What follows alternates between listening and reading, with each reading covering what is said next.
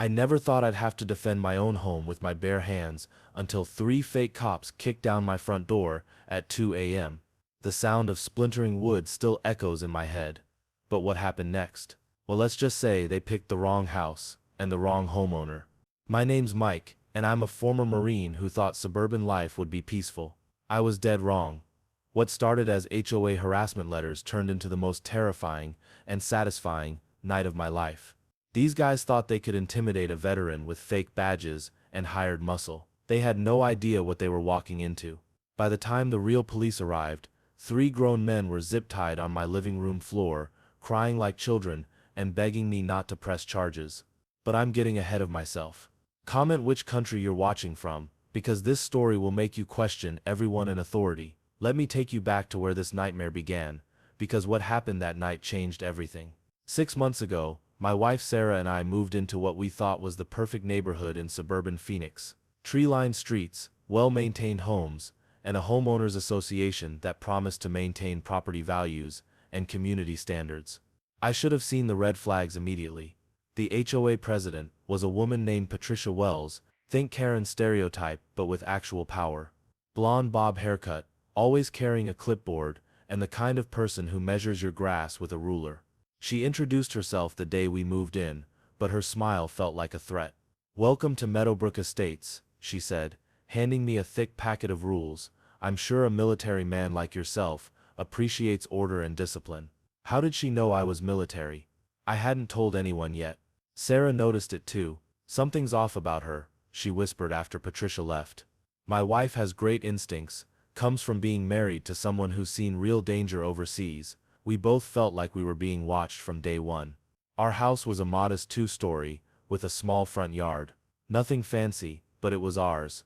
I'd served 2 tours in Afghanistan, and all I wanted was peace, quiet, and the freedom to live without someone breathing down my neck.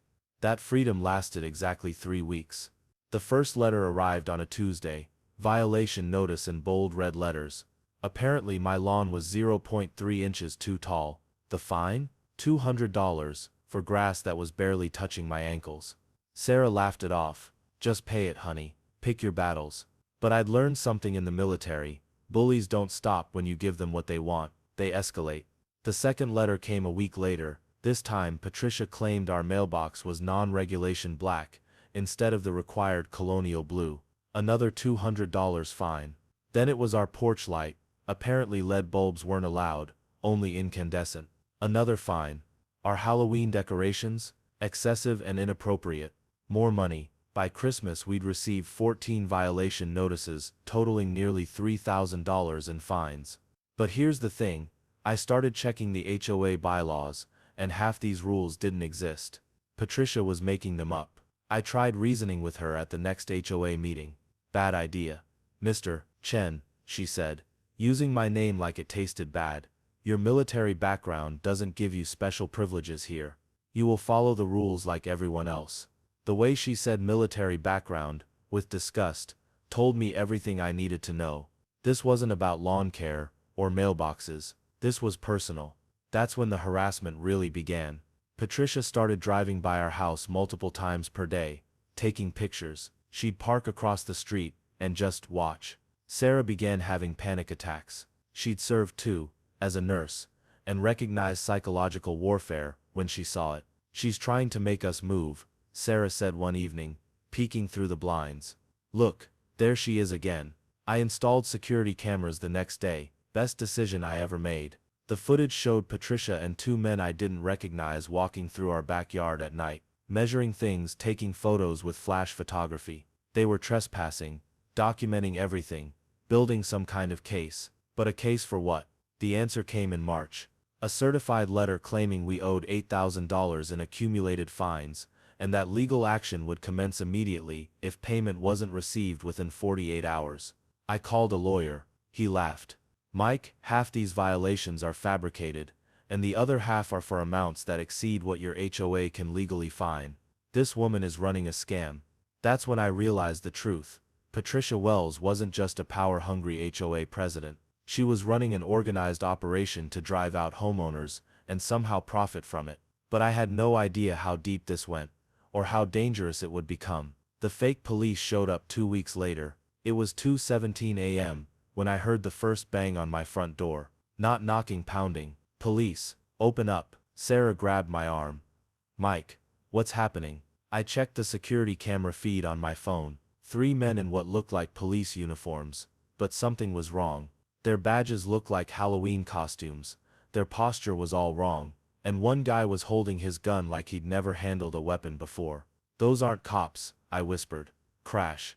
They'd kicked in the door. Nobody move. Get on the ground. Sarah screamed.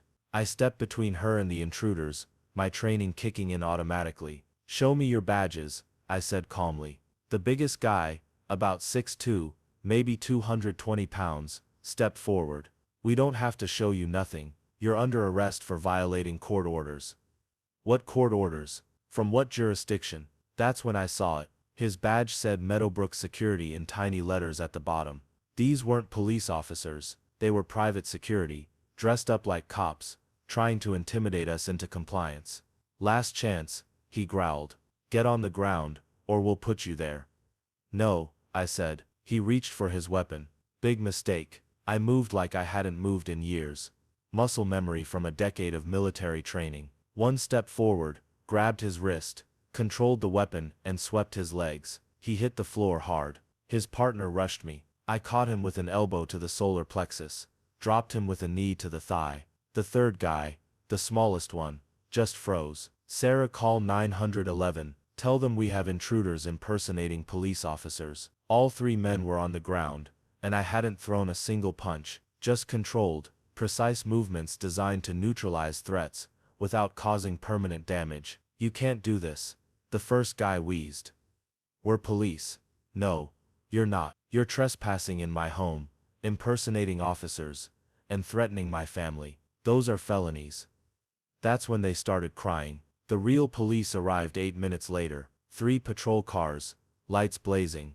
We got a call about impersonation of officers. These 3 gentlemen, I said, gesturing to the zip-tied men on my floor. They kicked in my door, claimed to be police, and threatened my wife. The sergeant examined their fake badges and started laughing. These look like they came from a toy store. Turns out, Patricia Wells had hired these men from a private security company, told them they had legal authority to make arrests, and sent them to terrorize families who wouldn't pay her fake fines. It was all part of an elaborate extortion scheme. But here's the beautiful part.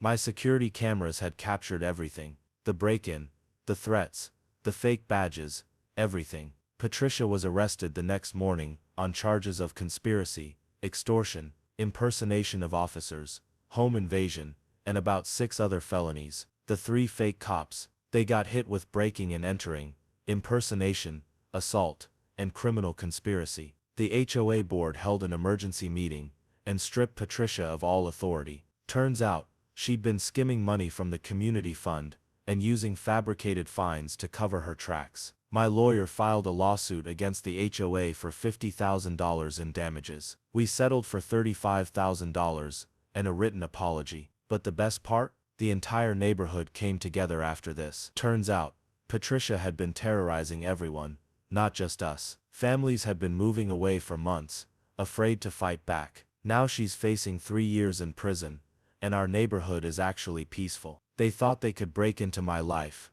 intimidate my family, and force us out of our home. But they didn't know who they were dealing with. Sometimes the training never leaves you. Sometimes standing up to bullies means more than just saying no. It means being ready to back up your words with action. Sarah and I still live in the same house. Our grass is exactly the length we want it. Our mailbox is whatever color we choose. And Patricia Wells? She's learning about real authority figures in a county jail cell. What would you have done if 3 fake cops kicked down your door at 2 a.m.? Comment below and let me know. And if you enjoyed this story of HOA justice, hit that like button and subscribe, because I've got more neighborhood revenge stories that'll blow your mind. The next one involves a Karen who tried to have my dog put down for barking. She learned the hard way that some fights aren't worth picking. Trust me, you don't want to miss it.